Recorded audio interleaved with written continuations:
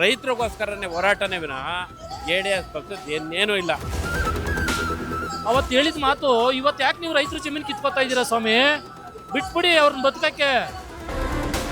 ಸಿದ್ದರಾಮಯ್ಯ ಸಾಹೇಬರು ಇದ್ರು, ಅವ್ರಿಗೆ ಇದ್ರ ಬಗ್ಗೆ ಜ್ಞಾಪಕ ಬಂದಿಲ್ವಾ? ಇದು DK ಸಾಹೇಬ್ರಿಗೆ ಮಾತ್ರ ಯಾಕೆ ಈ ಕನಸಿನ ಕೂಸಕ್ಕೆ ಸಾಕಕ್ಕೆ?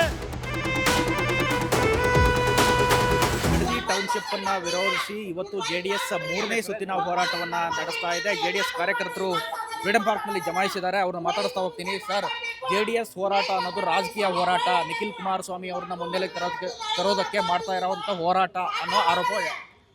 ಅವ್ರ ಆರೋಪ ಯಾವಾಗೂ ಆರೋಪನೇ ಅವ್ರದ್ದು. ಯಾಕೆಂದರೆ ನಮ್ಮ ನಿಖಿಲ್ ಕುಮಾರಸ್ವಾಮಿ ಅವರು ಯುವ ನಾಯಕರಾಗಿ ಇವತ್ತು ನಮ್ಮ ರಾಜ್ಯದಲ್ಲಿ ಸುಮಾರು ಒಂದು 60 ತಾಲೂಕುಗಳಲ್ಲಿ ನಮ್ಮ JDS ಪಕ್ಷದ ಒಂದು ಜನರೊಂದಿಗೆ ಜನತಾದಳ ಅನ್ನುವಂಥ ಒಂದು ಕಾರ್ಯಕ್ರಮನ ಭಾಳ ಯಶಸ್ವಿಯಾಗಿ ನಡೆಸ್ಕೊಂಡು ಬಂದಿದ್ದಾರೆ. ಮತ್ತು ಅವರು ಹುಟ್ಟು ಹೋರಾಟಗಾರರು.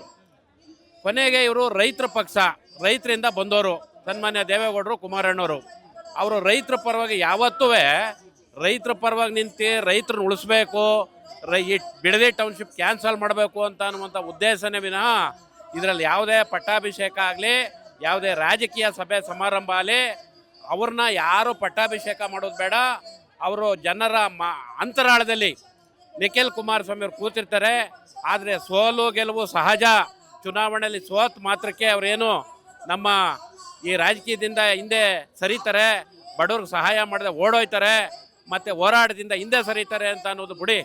ಅವ್ರೇನಿದ್ರು ಹೋರಾಟದ ಮನೋಭಾವದಿಂದ ಅವರ ತಂದೆಯವರು, ಅವರ ತಾತನವರು ಪಕ್ಷ ಕಟ್ಟಿದ್ದಾರೆ, ಹೋರಾಟ ಮಾಡಿದ್ದಾರೆ, ಮತ್ತು ಅನೇಕ ದೊಡ್ಡ ದೊಡ್ಡ ಜಲಾಶಯ ಕಟ್ಟಿದ್ದಾರೆ. ಭಾಳ ಈ ಕರ್ನಾಟಕಕ್ಕೆ, ಈ ದೇಶಕ್ಕೆ ಒಳ್ಳೆ ಹೋರಾಟಗಾರರಾಗಿ ಬಂದಿದ್ದಾರೆ ವಿನಃ ಅದು ಶುದ್ಧ ಸುಳ್ಳು.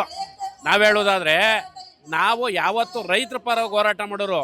ಮತ್ತು ನಿಖಿಲ್ ಕುಮಾರಸ್ವಾಮಿ ಅವ್ರಿಗೆ ಏನೋ ಮಾಡಬೇಕು ಅಂತ ಅನ್ನೋ ವಿಚಾರ ಅಲ್ಲ. ಇಲ್ಲಿ ಪಕ್ಷದ ನಾವು ರೈತ ಪರ ಕಾಳಜಿ ಇಟ್ಕೊಂಡು ಹೋರಾಟ ಮಾಡೋರೇ ವಿನಃ ನಾವು ಇದರೊಳಗೆ ನಮ್ಮ ವೈಯಕ್ತಿಕ ಏನೂ ಇಲ್ಲ. ಪಕ್ಷದಲ್ಲಿ ಪಕ್ಷದ ಬೆಳವಣಿಗೆ ವಿಚಾರ ಅಲ್ಲ. ಇದು ರೈತರ ಉಳುವು ಅಳುವಿನ ಪ್ರಶ್ನೆ. ರೈತರಿಗೋಸ್ಕರನೇ ಹೋರಾಟನೇ ವಿನಃ JDS ಪಕ್ಷದ ಇನ್ನೇನೂ ಇಲ್ಲ. ನೀವು ಎಷ್ಟೇ ಸರಿ ಹೋರಾಟ ಮಾಡಿದ್ರು ಸರ್ಕಾರ ತಲೆ ಹಾಕೊಳ್ತಾ ಇಲ್ಲ. ಇದಕ್ಕೆ ಹಾಕ್ಲಿಲ್ಲ ಅಂತ ಅಂದರೆ ಕಾನೂನಿದೆ, ನ್ಯಾಯಾಂಗದ ಮೇಲೆ ನಮಗೆ ನಂಬಿಕೆ ಇದೆ. ರೈತರ ಪರವಾಗಿ ನಾವು JDS ಪಕ್ಷದ ವತಿಯಿಂದ ಕೋರ್ಟ್ಗೆ ಹೋಗ್ತೀವಿ. ಕೋರ್ಟಲ್ಲಿ ಇದು ರೈತರ ವಿರುದ್ಧ ಇದೆ, ಮತ್ತು ಕಾನೂನು ಪ್ರಕಾರ ರೈತರ ಪರವಾಗಿ ಹೋರಾಟ ಮಾಡ್ತೀವಿ. ಅಲ್ಲಿ ನಾವು ನ್ಯಾಯ ತಗೋತೀವಿ. ಏನು ಹೇಳ್ತೀನಿ ಅಂದರೆ, ನಮ್ಮ DK ಸಾಹೇಬರು ಒಂದು ಮಾತು ಹೇಳಿದ್ರು ನಮ್ಗೆ ಅಲ್ಲೇ 2-3 ವರ್ಷದಿಂದ. ರೈತರು ಯಾವುದೋ ಒಂದು ಅಂಗೈ ಇಂಬ ಜಾಗ ಕಳಿಬೇಡಿ, ತುಂಬ ಬೆಲೆ ಬಾಳುವಂಥ ವಸ್ತು ಇದು ಅಂತ ನೀವು ಹೇಳಿದ್ರಿ. ಯಾವತ್ತು ಸರ್ಕಾರದ ಬಂದಿರಲಿಲ್ಲ ನಿಮ್ಮದು. ನೀವು DK ಶಿವಕುಮಾರ್ ಅವರು CM ಆಗಿರಲಿಲ್ಲ. ನಾವು ರಾಮನಗರ ತಾಲೂಕಿನವರೇನೆ. ಅವತ್ತು ಹೇಳಿದ ಮಾತು ಇವತ್ತು ಯಾಕೆ ನೀವು ರೈತರ ಜಮೀನು ಕಿತ್ಕೊತಾ ಇದ್ದೀರಾ ಸ್ವಾಮಿ? ಬಿಟ್ಬಿಡಿ ಅವ್ರನ್ನ ಬದುಕಕ್ಕೆ. ನಾವು ರೈತರು ಬದುಕೋತೀವಿ. ನೀವು ಯಾಕೆ ನಮ್ಮ ಮೇಲೆ ಕಣ್ಣು? ಬೇರೆ ಇರೋಂಥ ಬರಡು ಭೂಮಿ ಎಲ್ಲ ಇರೋದನ್ನ ನೀವು ಮಾಡಿ, ಯಾಕೆ ನಮ್ಮ ರೈತರ ಭೂಮಿ ಮೇಲೆ ನಿಮ್ಮ ಕಣ್ಣು? ನಮ್ಗೆ ಅವಕಾಶ ಕೊಡಿ, ಬದುಕ್ತೀವಿ. ನಾವು ಮಾಡಿ ತೋರಿಸ್ತೀವಿ. ಇವಾಗ ನೀವು ಸಮೀಕ್ಷೆ ಮಾಡಿದ್ದೀರಾ. ಸಮೀಕ್ಷೆ ಪ್ರಕಾರ ಏನಿದೆ, ಪ್ರಜ್ವಲವಾದ ತುಂಬ ಗ್ರೀನ್ ಏರಿಯಾ ಅಂತ ಹೇಳಿ ಸೆಲೆಕ್ಟ್ ಮಾಡಿದ್ದಾರೆ. ಅಂಥದ್ರಲ್ಲಿ ನೀವು ಯಾಕೆ ನಮ್ಮ ಭೂಮಿ ಕಿತ್ಕೋತೀರಾ? ದಯವಿಟ್ಟು ನಮ್ಮ ಭೂಮಿ ಕಿತ್ಕೋಬೇಡಿ. ನೀವು ಹೇಳಿದ ಮಾತು ಪ್ರಕಾರ ಅಂಗೈ ಉಂಬ ಜಮೀನು ಕಳಿಬೇಡಿ ಅಂತ ಹೇಳಿದಿರ. ಇವತ್ತು ಕಳಿಯಕ್ಕೆ ನೀವೇ ಬರ್ತಾ ಇದ್ದೀರಾ. ಕೊಡಿ ಅಂತ ನೀವೇ ಬರ್ತಾ ಇದ್ದೀರಾ. ಯಾವ ನ್ಯಾಯ ಸ್ವಾಮಿ ಇದು? ಯಾವ ನ್ಯಾಯ ಸ್ವಾಮಿ ಇದು? ರೈತರನ್ನ ಬದುಕಕ್ಕೆ ಬಿಡಿ. ಈ ಹೋರಾಟ ರೈತರ ವಿರೋಧಿ, ಸರ್ಕಾರ ವಿರುದ್ಧ. ನೋಡಿ, ರಾಜ್ಯದಲ್ಲಿ ಮಾಡುವಂಥ ಕೆಲಸಗಳು ಹಲವಾರು ಇದ್ದಾವೆ, ಆಯಿತಾ? ಕುಮಾರಸ್ವಾಮಿ ಕನಸಿನ ಕೂಸು ಇದು ನಾವು ಇವತ್ತು ಸಾಕ್ತಾ ಇರೋದು ಅಂತ DK ಸಾಹೇಬರು ಹೇಳಿದ್ರು. ಕುಮಾರಸ್ವಾಮಿಯ ಕನಸಿನ ಕೂಸುಗಳು ಹಲವಾರು ಇದ್ದಾವೆ. ಈ ರಾಜ್ಯ ಸಮೃದ್ಧವಾಗಿ ಬೆಳೀಬೇಕು, ಪ್ರತಿಯೊಂದು ಯುವಕರಿಗೆ ಉದ್ಯೋಗ ಸಿಗಬೇಕು, ಬಡವರ ಮಕ್ಕಳಿಗೆ ಹೈಟೆಕ್ ಎಜುಕೇಷನ್ ಸಿಗಬೇಕು, ಎಲ್ಲ ಸರ್ಕಾರಿ ಶಾಲೆಗಳು ಇಂಗ್ಲೀಷ್ ಮಾದರಿ ಶಾಲೆಗಳು ಆಗಬೇಕು ಅಂತ. ಆಮೇಲೆ ಪ್ರತಿಯೊಬ್ಬರಿಗೂ ಉಚಿತವಾಗಿ ಹೈಟೆಕ್ ಹಾಸ್ಪಿಟಲ್ಗಳು, ಆರೋಗ್ಯ ಸಿಗಬೇಕು. ಇಂಥ ಹಲವಾರು ಇದ್ದಾವೆ. ಈ ರಾಜ್ಯದ ರೈತ ಸಾಲ ಮುಕ್ತನಾಗಿ ಬಾಳಬೇಕು ಅಂತ ಒಂದು ಕನಸಿದೆ.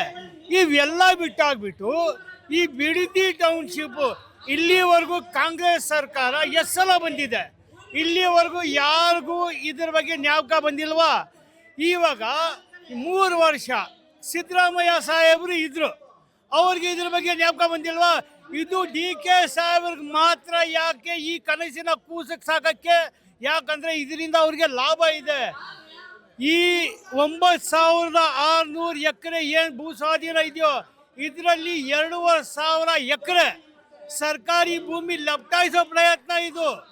ಇದು ಪಕ್ಕ ರಿಯಲ್ ಎಸ್ಟೇಟ್ ದಂಧೆ ಮಾಡುವಂಥ ಪ್ರಯತ್ನ ಇದು. ಇವಾಗ ರೈತರ ಬಗ್ಗೆ ಕಿಂಚಿತ್ತು ಇವ್ರಿಗೆ ಒಳ್ಳೇದು ಮಾಡಬೇಕಂತದ್ದು ಏನೂ ಇಲ್ಲ. ಏನು ಇದರಿಂದ ರಿಯಲ್ ಎಸ್ಟೇಟ್ ದಂಧೆ ಮಾಡ್ಕೋಬೇಕು.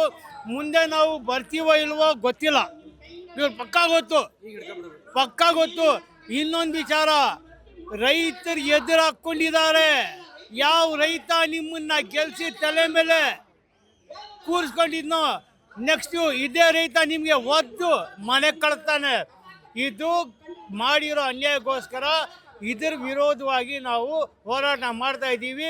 ಇವರು ಈ ಭೂ ಸ್ವಾಧೀನ ಬಿಡೋವರೆಗೂ, ಈ ಟೌನ್ಶಿಪ್ ಬಿಡೋವರೆಗೂ ನಾವು ಅಗ್ರವಾಗಿ ಹೋರಾಟಗಳು ಮಾಡ್ತೀವಿ. ಹೋರಾಟಗಾರರು ಹಾಗೆ JDS ಕಾರ್ಯಕರ್ತರು ಮತ್ತೆ ರೈತರ ಮಾತು, ಯಾವುದೇ ಕಾರಣಕ್ಕೂ ಕೂಡ ನಮ್ಮ ಜಮೀನನ್ನ ಬಿಡಲ್ಲ, ನಮ್ಮ ಜಮೀನನ್ನ ಕಿತ್ಕೊಳ್ಳೋದಕ್ಕೆ ಬರಬೇಡಿ, ನಮ್ಮ ಜಮೀನನ್ನ ನಮಗೆ ಬಿಡಿ, ನಮ್ಮ ಭೂಮಿಯನ್ನ ನಮಗೆ ಉಳಿಸಿ ಅನ್ನುವ ಹೋರಾಟವನ್ನ ಮಾಡ್ತಾ ಇದ್ದಾರೆ. ಇವತ್ತು 3ನೇ ಸುತ್ತಿನ ಹೋರಾಟ ಇದು. ಫ್ರೀಡಂ ಪಾರ್ಕ್ನಲ್ಲಿ ಹೋರಾಟ ನಡೀತಾ ಇದೆ. ಕ್ಯಾಮರಾ ಪರ್ಸನ್ ನವೀನ್ ಲಂಕೆ ಜೊತೆ ಜಗದೀಶ್, ಸುಮನ್ ಟಿವಿ, ಬೆಂಗಳೂರು.